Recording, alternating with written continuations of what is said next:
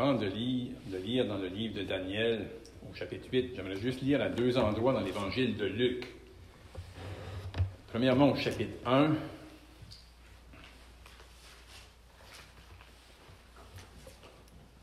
Luc, chapitre 1.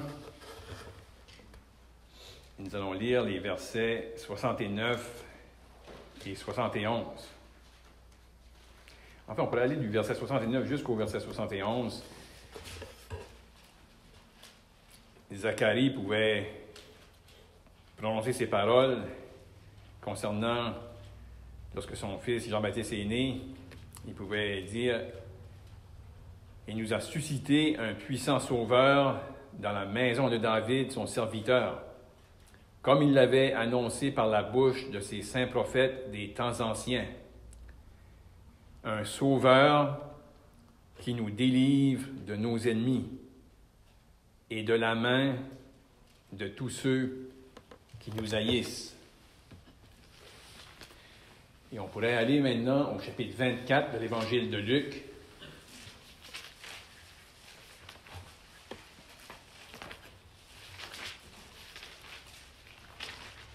Luc, chapitre 24.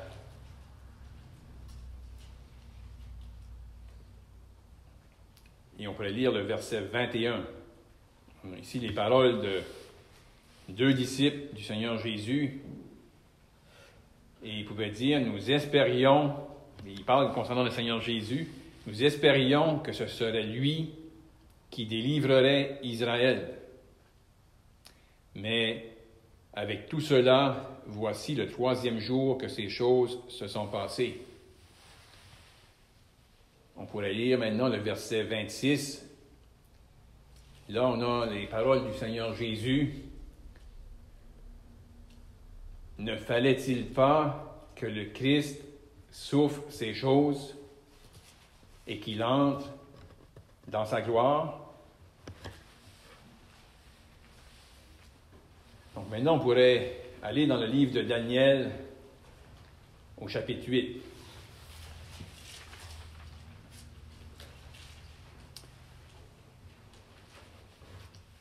Nous allons lire tout le chapitre. La troisième année du règne du roi Belchazzar, moi, Daniel, j'eus une vision, en plus de celle que j'avais eue précédemment. Lorsque j'eus cette vision, il me sembla que j'étais à Suse, la capitale dans la province d'Élam. Et pendant ma vision, je me trouvais près du fleuve du Laï. Je levai les yeux et je regardai. Et voici, un bélier se tenait devant le fleuve. Il avait des cornes. Ses cornes étaient hautes, mais l'une était plus haute que l'autre. Et elle s'éleva la dernière. Je vis le bélier qui frappait de ses cornes à l'Occident, au septentrion et au midi. Aucun animal ne pouvait lui résister. Et il n'y avait personne pour délivrer ses victimes.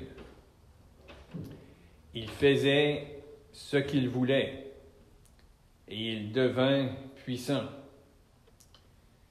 Comme je regardais attentivement, voici un bouc venait de l'Occident et parcourait toute la terre à sa surface, sans la toucher. Ce bouc avait une grande corne entre les yeux. Il arriva jusqu'au bélier qui avait des cornes et que j'avais vu se tenant devant le fleuve. Et il courut sur lui dans toute sa fureur. Je le vis qui s'approchait du bélier et s'irritait contre lui. Il frappa le bélier et lui brisa les deux cornes, sans que le bélier ait la force de lui résister. Il le jeta par terre et le foula, et il n'y eut personne pour délivrer le bélier. Le bouc devint très puissant, mais lorsqu'il fut puissant, sa grande corne se brisa, 4 grandes cordes s'élevèrent pour la remplacer, aux 4 vents des cieux. De l'une d'elles sortit une petite corne, qui s'agrandit beaucoup vers le midi, vers l'Orient et vers le plus beau des pays. Elle s'éleva jusqu'à l'armée des cieux. Elle fit tomber à terre une partie de cette armée et des étoiles, et elle les foula. Elle s'éleva jusqu'au chef de l'armée, lui enleva le sacrifice perpétuel et renversa le lieu de son sanctuaire. L'armée fut livrée avec le sacrifice perpétuel à cause du péché. La corne jeta la vérité par terre et réussit dans ses entreprises. J'entendis parler un saint, et un autre saint dit à celui qui parlait, « Pendant combien de temps s'accomplira la vision sur le sacrifice perpétuel et sur le péché dévastateur? Jusqu'à quand le sanctuaire et l'armée seront-ils foulés? » Et il me dit, 2300 soirs et matins, puis le sanctuaire sera purifié. Tandis que moi, Daniel, j'avais cette vision et que je cherchais à la comprendre. Voici, quelqu'un qui avait l'apparence d'un homme se tenait devant moi.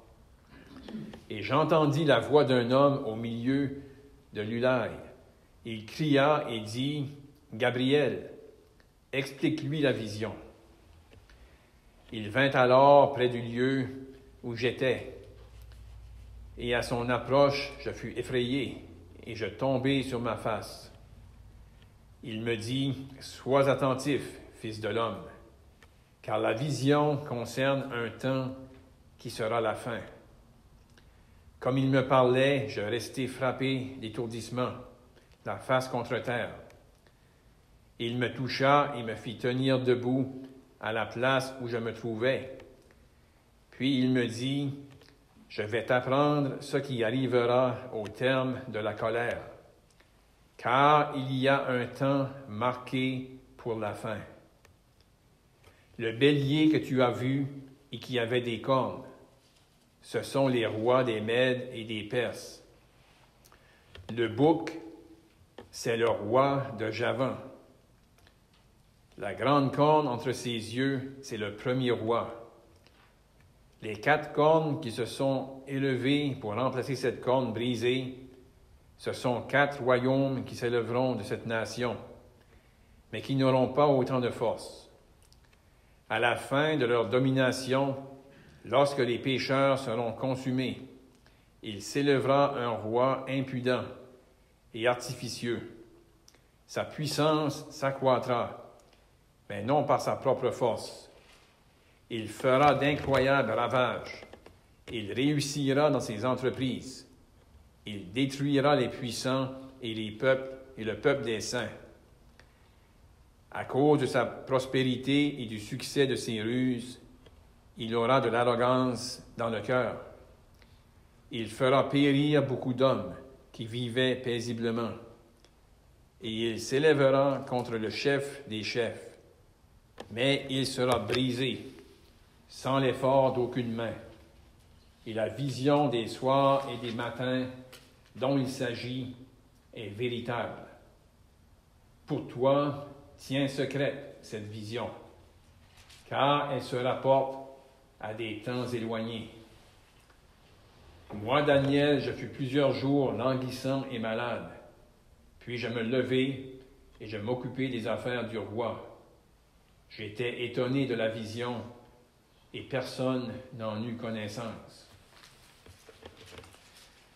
Dieu va bénir la lecture de ces saintes Écritures. Donc ici, Daniel a une autre vision. Et vraiment, les visions que Daniel a eues, elles sont reliées une à l'autre. Au début du livre de Daniel, on a premièrement vu que Daniel avait eu une vision d'une statue qui parlait de 4 royaumes.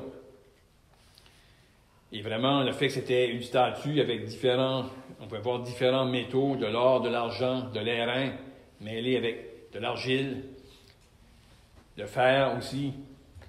Donc, on pouvait voir avec ces métaux-là, on pourrait dire la splendeur ou la gloire de ces royaumes-là.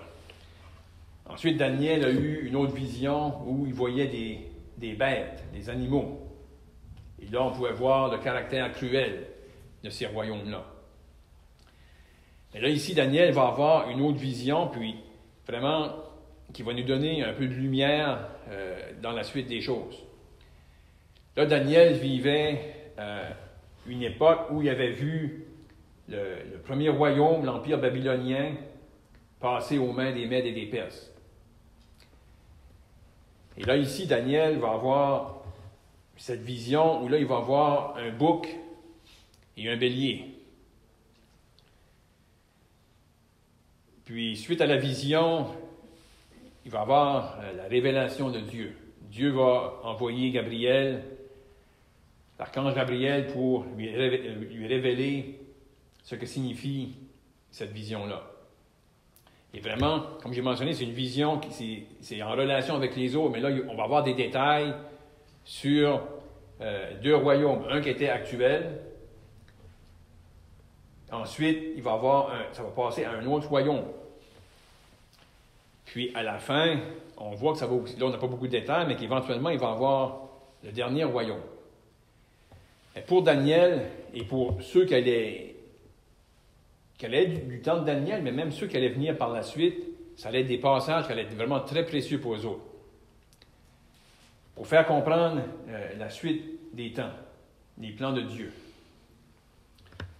Puis, j'ai voulu lire dans le Nouveau Testament pour nous aider à comprendre que même pour le peuple juif, lorsque le Seigneur Jésus est venu, on voit Zacharie, comment il a pu s'exclamer une fois que la voix lui est revenue, que Jean-Baptiste est né, puis il savait que Jean-Baptiste était celui qui allait préparer le chemin du Seigneur.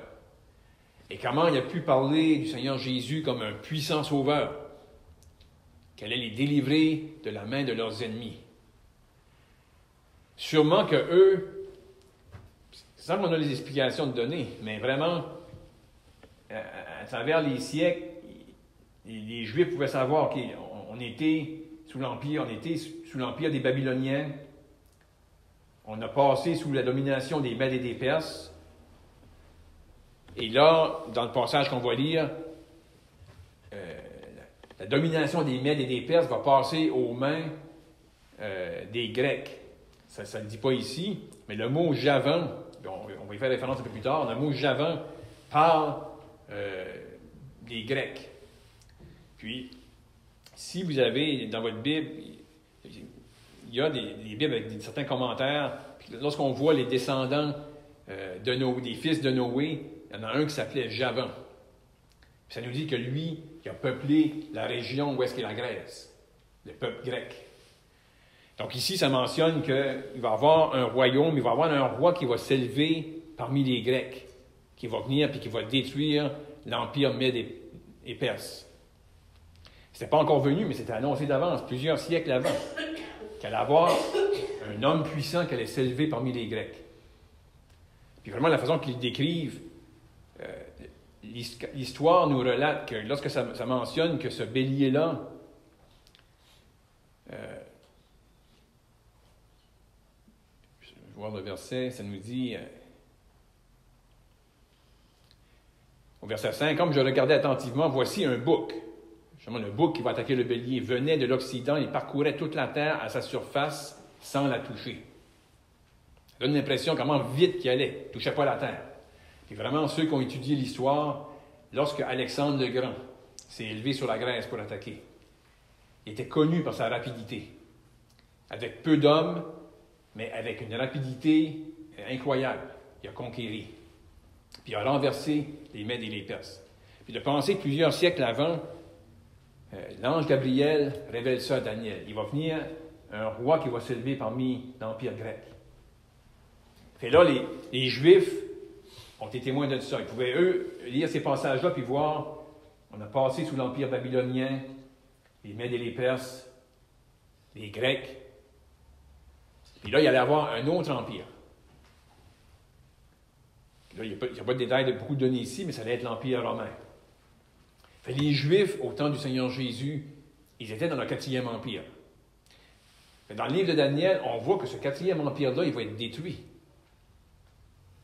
Il y a une pierre qui va venir et qui va se détacher de nulle part, qui va venir des cieux pour briser. Le peuple juif, à ce moment-là, eux, ils savaient, on est sous le 4e empire qui avait été annoncé par Daniel. Quand il y a un sauveur qui vient, eux s'en mettent les passages ensemble. Ils savaient, on est dans le 4e empire, puis cet empire-là, il va être brisé, il va être détruit par le Messie. C'est pour ça que Zacharie, il parle d'un puissant sauveur. Puis c'est pour ça que les disciples sur le chemin d'Emmaüs, ils étaient découragés. Puis qu'ils disent à celui qui marche avec eux, nous espérions que ce serait lui qui délivrerait Israël. Bien, ils se basaient sur cette prophétie ici. Ils savaient, le peuple juif, il va être sous la domination de 4 empires. Puis au 4e empire, le Messie va les détruire. Sauf qu'ici, au chapitre 8, on n'a pas tous les détails qui sont donnés. Parce que là, ici, ça nous parle de cet empire-là qui va venir et qui va détruire les Mèdes et les Perses. Puis ça a pris place. Les Juifs l'ont vécu, ils l'ont vu. Ensuite, ça mentionne que, autant dans la vision, comment est-ce que ce bouc-là avec puissance, puis vraiment, l'histoire nous le relate, Alexandre le Grand avait beaucoup moins d'hommes lorsqu'il a conquis puis a vaincu les Mèdes et les Perses. Il était beaucoup inférieur en nombre. Mais avec rapidité, il les a détruits. Qu'est-ce qui est écrit là? En peu de mots, c'est ça qui a pris place. Ensuite, ça nous dit que cette corne-là, sa grande corne se brisa. 4 grandes cornes s'élevèrent pour la remplacer. Alexandre le Grand, quand il est mort, il y a 4 de ses généraux qui ont pris en main le royaume. Le royaume était divisé en 4. Et ça, les Juifs l'ont vu.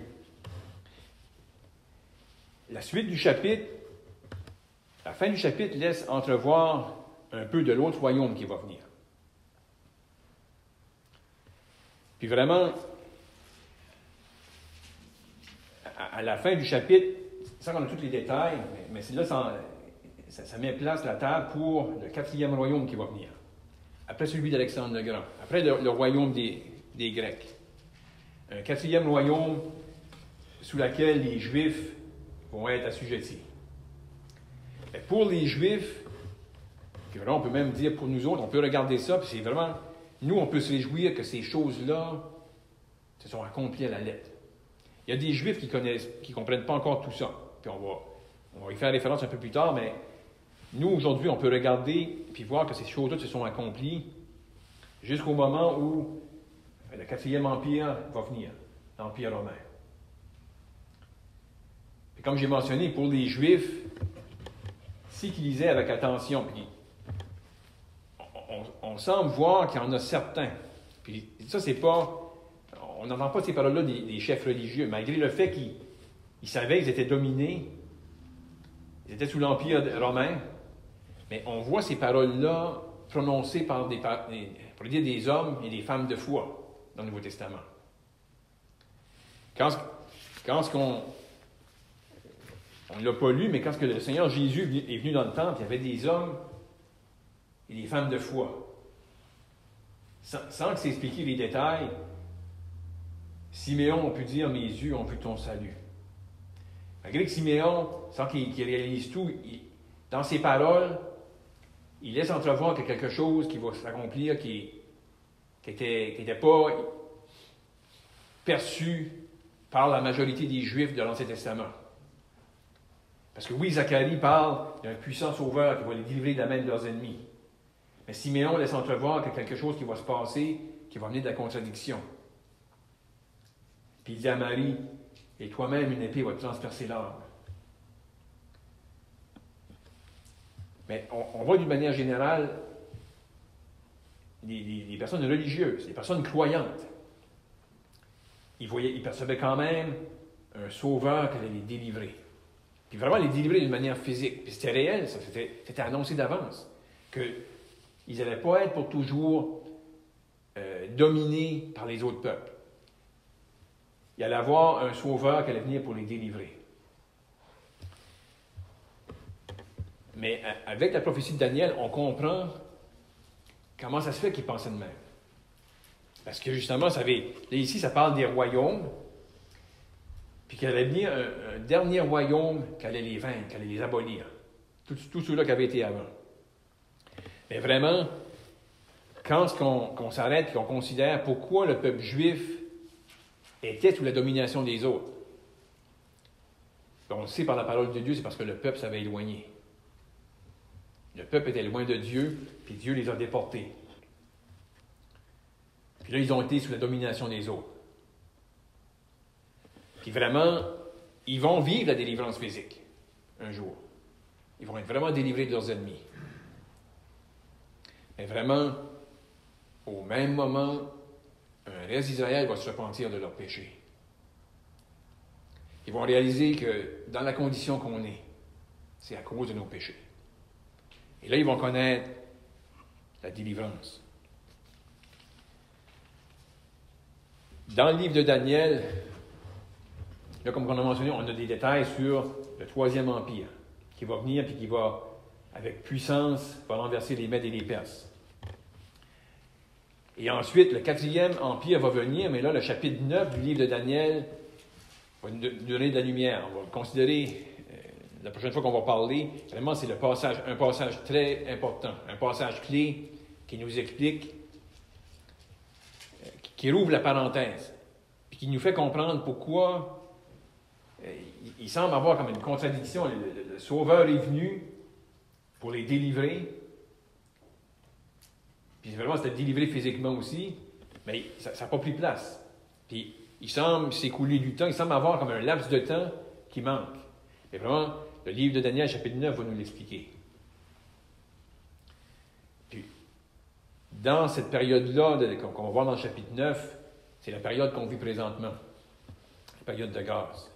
Mais vraiment, comme j'ai mentionné, pour nous, enfants de Dieu, quand on regarde ça, on peut se réjouir de la sagesse de Dieu et de la souveraineté de Dieu. Et comment Dieu révèle des choses, puis même pour les Juifs, ici, nous, on l'a décrit. Mais vraiment, cette portion-là, Daniel, lui, l'a conservée, comme que ça lui a été dit, à la fin du verset 26, « Pour toi, tiens secrète cette vision, car elle se rapporte à des temps éloignés. » Puis vraiment, on peut dire, à ce moment-là, c'était vraiment des temps éloignés, ça allait couvrir une partie quand le Seigneur Jésus est venu, mais ça allait aller au-delà de la période de la grâce. Ça va aller jusqu'à dans la tribulation.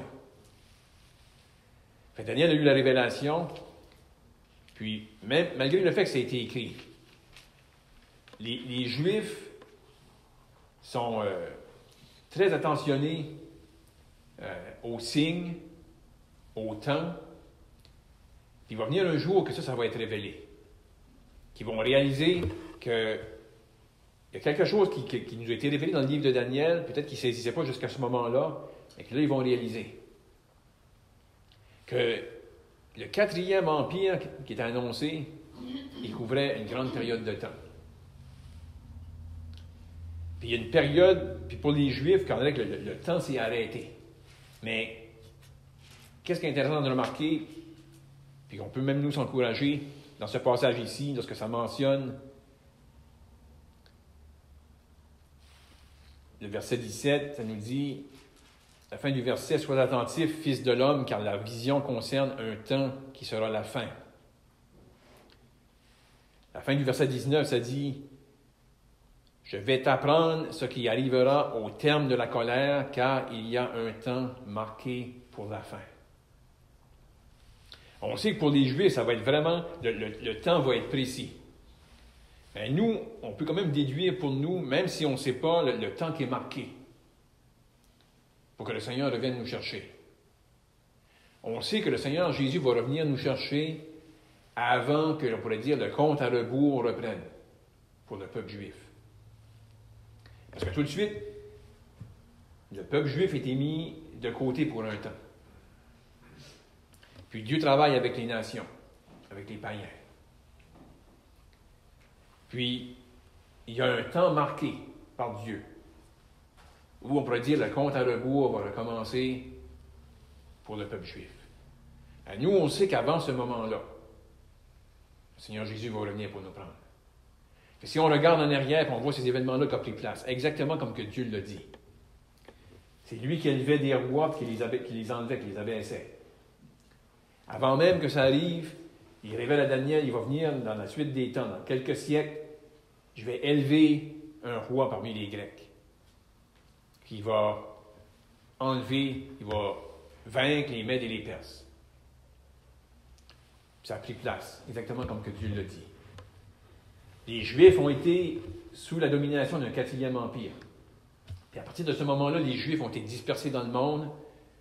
Les Juifs existent encore, mais Dieu travaille, puis tout de suite, il ne fait pas de distinction. Il travaille avec le monde et il sauve les individus. Et le temps va bientôt arriver. On sait que ce temps-là, il est fixé par Dieu. Ou ce que là, Dieu, mais comme on a mentionné, avant que ça prenne place, le Seigneur Jésus revient pour chercher son Église, chercher son épouse. Et là, le temps va recommencer pour les Juifs, le peuple juif. Et ceux qui vont lire à ce moment-là, ils vont comprendre. Non seulement le temps est recommencé, on est encore dans ce 4e empire-là, mais là, ils vont être convaincus et rassurés par la parole de Dieu. Cette parole qui avait été annoncée à Daniel, qu'elle allait avoir une pierre, qu'elle allait venir de nulle part, qu'elle allait briser le royaume, ce royaume-là, ça va venir. Ils vont attendre ça avec espérance, que le Seigneur revienne pour les délivrer.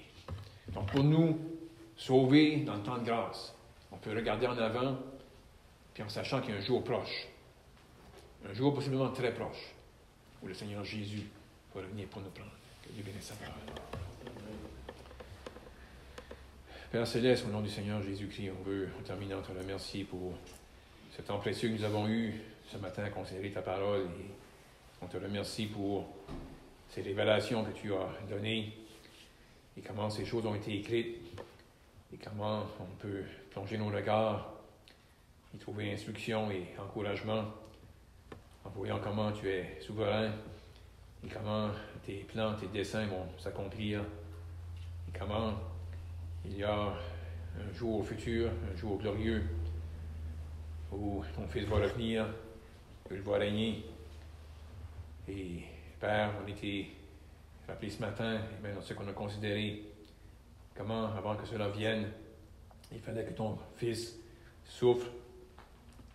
Il souffre beaucoup avant d'entrer dans sa gloire. Et Père, on te remercie qu'après qu'il a souffert grandement, il va revenir un jour pour régner. Et on va être avec lui. Et on a hâte à ce jour glorieux. Et on te prie que jusqu'à ce moment où il vienne pour nous prendre, pour nous amener avec lui, qu'on puisse être préservés, gardés. On te prie au nom du Seigneur Jésus-Christ. Amen.